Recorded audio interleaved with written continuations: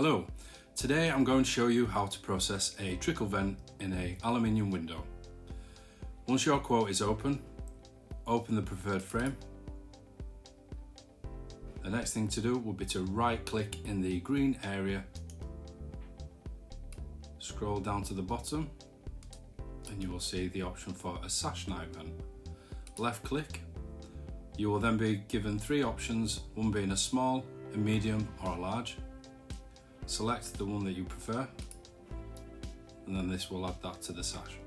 Same again for the head, right click on the head, night vent, and then a small, a medium or a large. We would advise, depending on the outer frame, to put a 22mm or a 45mm add-on to the head, but this may not be necessary.